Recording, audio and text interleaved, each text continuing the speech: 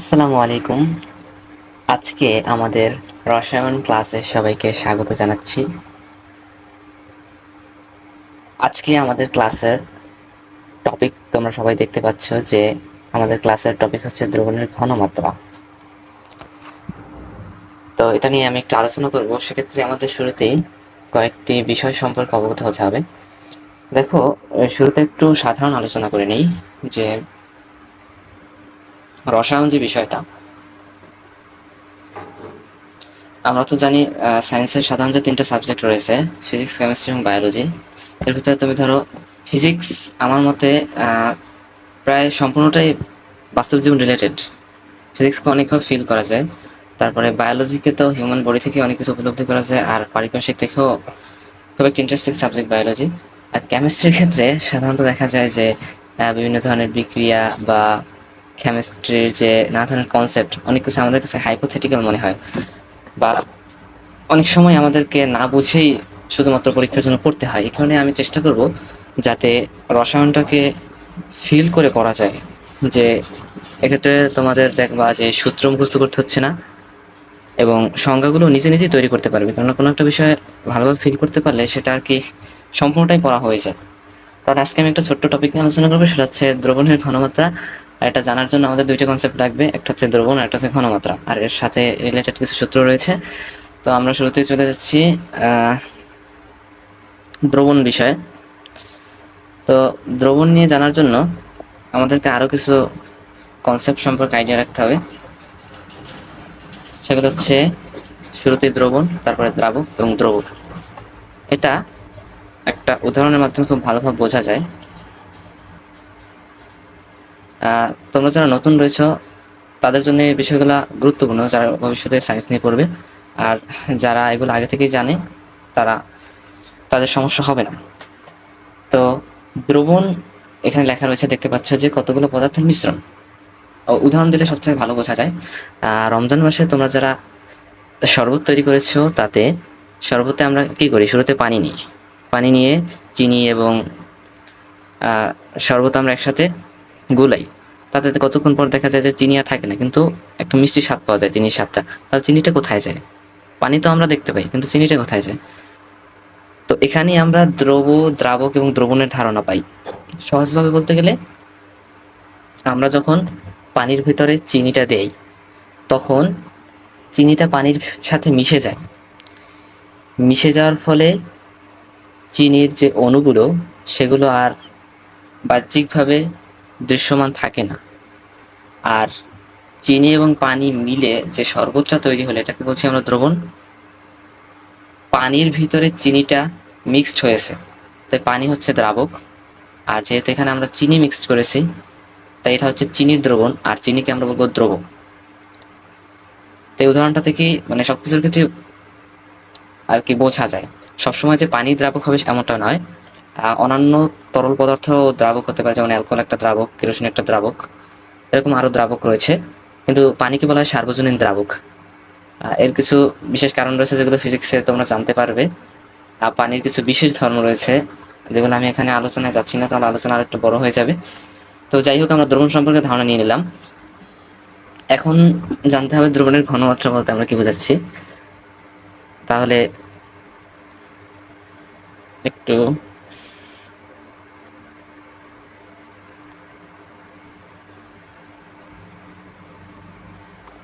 তো ঘনমাত্রা, আমরা তো ঘনত্ব সম্পর্কে ধারণা রাখি নাকি? যে ঘনত্ব হচ্ছে একক আয়তনের ভিতরে যতটুকু পদার্থ বিদ্যমান থাকে। যেমন আমরা জানি যে পানির ঘনত্ব হচ্ছে গিয়ে 1000 কেজি/মিটার কিউব, মানে কি 1 ঘনমিটার ভিতরে 1000 লিটার বা 1000 কেজি পানি বিদ্যমান থাকে। এই কারণে পানির ঘনত্ব হচ্ছে 1000 কেজি/মিটার কিউব।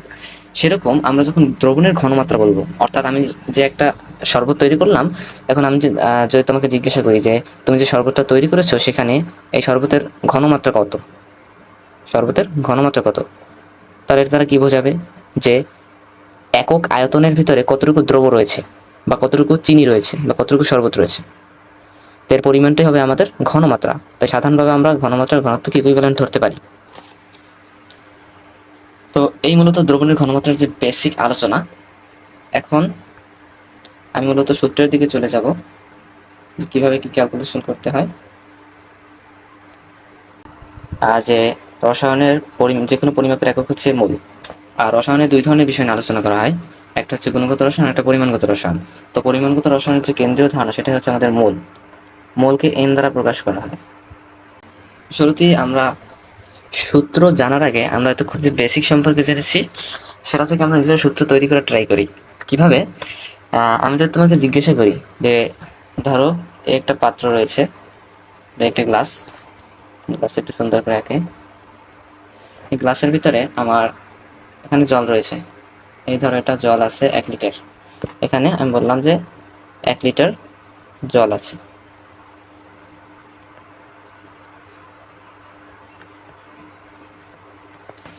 তাহলে 1 লিটার পানির ভিতরে তুমি একটা কাজ করলে যে তুমি 1 লিটার পানিতে 1 চামচ চিনি দিয়ে দিলে, তাহলে 1 চামচ চিনিতে কতটুকু চিনি হবে? আমরা ধরে নিচ্ছি যে 1 চামচে আমার ধরো 10 গ্রাম। এখানে তুমি 10 গ্রাম চিনি দিলে।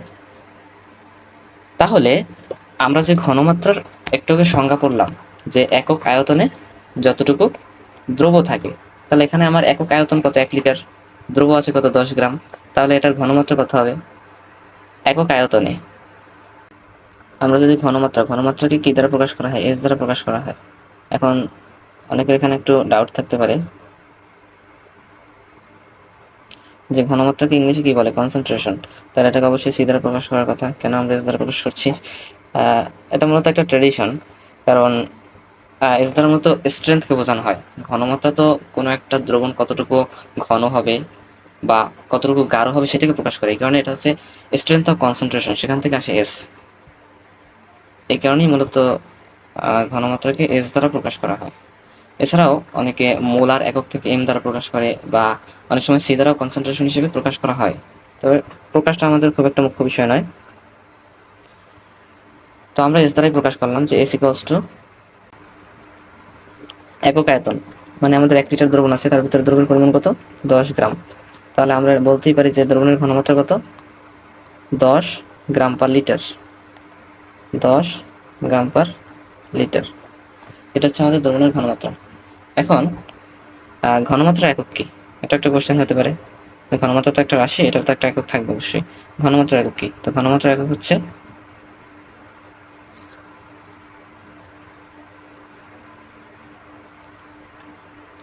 ঘনমাত্রার একক হচ্ছে মোলার।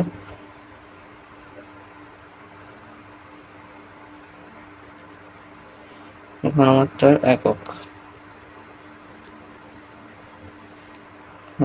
একক হচ্ছে মোলার, সংক্ষেপে এল দ্বারা প্রকাশ করে, সংক্ষেপে এম দ্বারা প্রকাশ করা হয়। তাহলে এখানে আমরা একটু আগে পেলাম যে 10 গ্রাম পার লিটার। তাহলে এটাকে আমরা যদি মোলারে প্রকাশ করি তাহলে কি হবে? কিছুই হবে না। 1 গ্রাম পার লিটার মূলত 1 মোলারকে নির্দেশ করে। তাই এখানে আমরা 10 গ্রাম পার লিটারকে বলতেই পারি যেটা হচ্ছে আমাদের 10 মোলার। মোলারকে সংক্ষেপে এম দেখে। তাহলে এটা আমরা ঘনমাত্রা বের করলাম কোনো একটা দ্রবণের। আমরা ঘনমাত্রা বের করলাম। আর তোমরা যারা ক্লাস 9-10 রয়েছে তারা তোমাদের রসায়ন বইয়ের 6 নম্বর অধ্যায় দেখতে পাবে যে ঘনমাত্রার একটা সূত্র দেওয়া আছে, W is equals to S V M divided by 1000। তাহলে এখানেও কিন্তু এস দ্বারা মূলত ঘনমাত্রাকে রিপ্রেজেন্ট করছে। তাহলে এই সূত্রটা কিভাবে হলো সেটা আমরা দেখব। আমরা আমাদের সূত্র কি জানলাম যে ঘনমাত্রা এস ইকুয়ালস টু, আমরা দেখলাম যে নিচে আমরা আয়তনকে বসাই ভি, আর উপরে আমরা কি বসাই? যে কতটুকু দ্রব্য আছে। তাহলে উপরে ছিল মোল সংখ্যা এন আর নিচে ছিল আয়তন। তাহলে এনের আরেকটা সূত্র জানো, সেটা হচ্ছে যে N equals to W by M. M হচ্ছে এখানে আণবিক ভর, একক আণবিক ভরের ভিতরে যতটুকু পরিমাণ থাকে সেটা হচ্ছে মোল সংখ্যা। মোলকে আমি আগে বলেছি যে এন দ্বারা প্রকাশ করা হয়। এন ইজ ইকুয়ালস টু একটা সূত্র আছে ডাব্লিউ ডিভাইডেড বাই এম।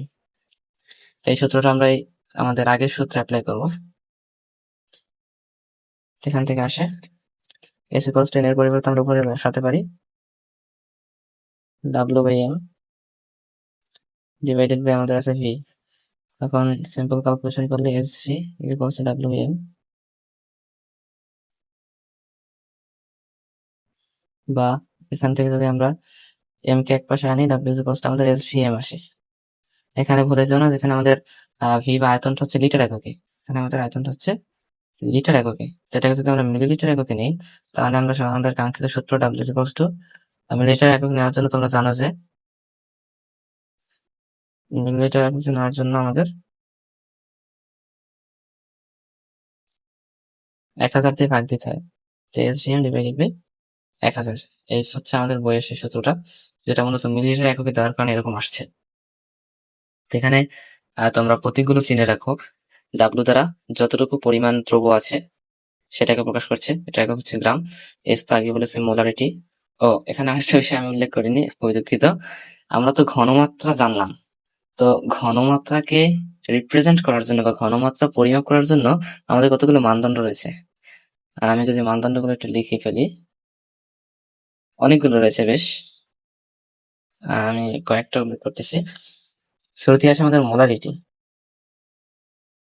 এটাই মূলত প্রধান, আর আমাদের 19 এর বই এটাই নিয়ে আলোচনা রয়েছে, মোলারিটি। আরো রয়েছে মোলালিটি।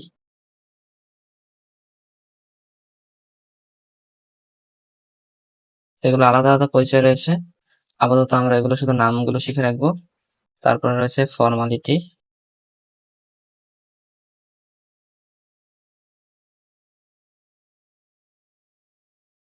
আরো আছে নর্মালিটি। মূলত এগুলো ঘনমাত্রা পরিমাপের কিছু সিস্টেম বা নিয়ম। দুঃখিত।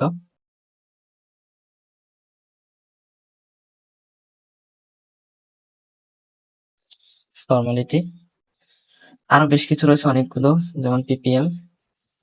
পিপিএম এর ফুল ফর্ম হচ্ছে পার্টস পার মোল। এরকম আরো রয়েছে পিপিটি। যাই হোক, সবগুলো লিখছি না। আহ, তো আমাদের মূল কাজ থাকে মূলত মোলারিটি এবং মোলালিটি নিয়ে সামান্য আলোচনা সামনের ক্লাসে ইনশাআল্লাহ করবো। তো মোলারিটি, এতক্ষণ মতো আমরা ঘনমাত্রা যেভাবে নির্ণয় করেছি সেটা মতো মোলারিটি নিয়ে কাজ করেছি। এতক্ষণ যে আমরা সূত্রগুলো দেখলাম, যে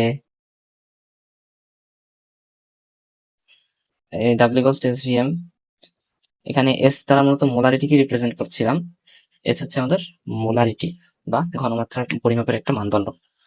তাহলে আজকের ক্লাস এখানেই রাখছি। আমরা সামান্য কিছু জানতে পেরেছি। আমি এবার তোমাদেরকে শুরুর টপিকগুলো দেখিয়ে দিচ্ছি, যে আমরা মূলত আজকে কি সম্পর্কে জানলাম। আমরা দ্রবণের ঘনমাত্রা নিয়ে আলোচনার ক্ষেত্রে দ্রবণ, দ্রাবক, দ্রব, পাশাপাশি ঘনমাত্রা যে একটা মানদণ্ড বা ঘনমাত্রা একটা সিস্টেম, মোলারিটি নির্ণয়ের কিছু সূত্র সম্পর্কে জানলাম এবং আমাদের বই সূত্রটার পরিচয় পেয়ে গেলাম। তো তোমাদের সব